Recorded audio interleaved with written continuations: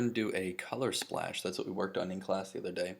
So what I want you to do is go ahead and find yourself a any kind of picture that kind of floats your boat, something that's bright and colorful. You're definitely going to want to find more than one. In fact, you're going to want to find 3 of these different pictures. But for the sake of argument, I'm just going to find one right now. I think that would do me just fine. Okay. So I've got this picture going on right now, just a whole bunch of busy roses. And what I want to do is I want to add some kind of emphasis right with this guy here. So here's what we're going to do. First things first, double click on that lock just to open him up so that he is unlocked so that we can kind of delete things as we see fit.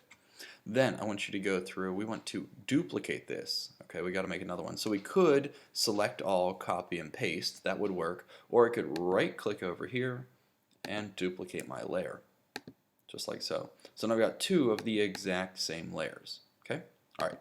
Next, go over to adjustments, image adjustments. Go down to hue and saturation. So what we're doing here, we could change the hue, and you'll see how that gets pretty trippy pretty quickly. We don't necessarily want to do that. Instead, what we want to do is change the saturation. So we can hyper saturate it, lots and lots of color, or I can pull it all down. When I have minus 100% saturation, it pulls it down into the black and white range, kind of like the grayscale of our value. Now I could play with the lightness and darkness if I want to, but that's just going to kind of gray it out. I don't really want that either. Okay, so I've got my black and white version on top of my color version. Same exact picture, just in black and white.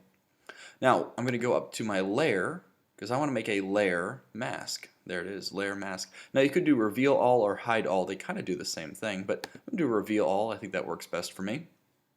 The way this works is this. I could go through and use my eraser tool to erase my black and white picture, and that would show a little bit of that color through, which would be pretty cool. But if I messed up, well, too bad, so sad, right? That's no good. So instead, I made a layer mask. You can see it over here in our layers menu, this little white square right here. So I'm going to grab my paintbrush. I'm going to switch my color to black. Now, as I paint black on this white space, you're going to see that color is going to come right back out of it, almost like I'm erasing it, right? Because basically, I'll kill this off here. That's what I'm doing, right? I'm literally erasing with the color black. Now the cool part is this. Why wouldn't I just use an eraser to do this? Well, instead of having to sit here and hit undo and undo, that's no good, right? So instead, let's say I mess up. Yeah, crap, that looks horrible, right? Look at all this color poking through. So instead of that, what I can do, switch my color to white, and by painting white, I can put that color right back where it came from. Look at that. Easy, easy, right? So what this means for you, maybe it'll make a little bit more sense this way.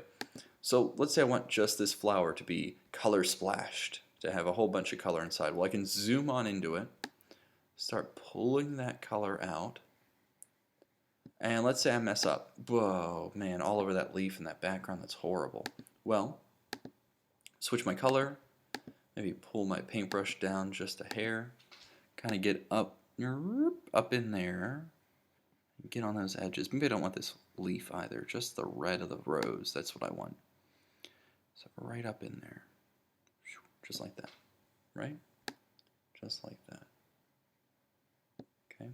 So switch it back again. I can keep going now. I just want that red. And I could really zoom in. You see how I'm getting a little bit of those leaves in there? Again, I'm going to go back in a second and clean those all up. I want this thing to look like it's like right out of, what's that? Beauty and the Beast, right? With that rose. Never quite got exactly why that rose was so important. I mean, it was part of the curse, I guess, but I don't know. It seemed a little weird to me. It seemed like an afterthought or something. I don't know what that has to do with this project, but just kind of curious. All right. So this looks pretty radical. It's the only word to describe it. Alright, so that looks pretty good. Now I could go through and really clean up these edges and really zoom in, but for right now let's just pull it back, and there you go. So we've got ourselves a really pretty cool color splash. Everything's black and white, a little bit of color here. So the last couple things I want to do is this. I'm going to go over to my layers, right click in there, I'm going to merge down. I could also merge visible or flatten image. Maybe I'll merge visible. Basically merge visible, If you have your eyeballs on there, it will merge them down. If you have it turned off, then it'll leave it alone. Flatten closes everything down and relocks the layer. And merge down just goes down one single layer. Okay, just one below. So there it is. I've got my one picture. Now what I could do is do this 2 more times. So I'll have a total of 3 pictures. I'm then going to go ahead and start putting these things together. So let's say that I wanted to go through, and I'm just going to do this here. Copy, paste. Okay, there's another one. So now what I can do is kind of put this on one side. Then I could go over to this guy. Maybe pull him on top like that. Put him over to another side. Now I want to cut off some of that excess. I don't really want that junk, so I'm just going to slide on over here. That looks kind of in the middle. Yeah, something like that. Delete it. Okay, now I've got 2 of the exact same. And maybe I want to put a little dividing bar in there. In the world of comic books, we actually refer to that as the gutter, that little space between panels. And in comic books, it's extremely important because it shows the passage of time. So by putting these couple of pictures together here, right? By putting these couple of pictures together, I'll just dry that on. A little bit of a gutter right there. Now I could do this in Adobe Illustrator as well. We're just working with Photoshop today and just kind of the bare bones basics of it. But there you go. So there I got 2 pictures, color splash put together. Now for yours, you're going to do different pictures. Okay, and you're actually going to do 3 of them. But when you're all totally done, you'll end up with with what is called a triptych. Trip as in going on a trip, and tick, T-Y-C-H, a triptych.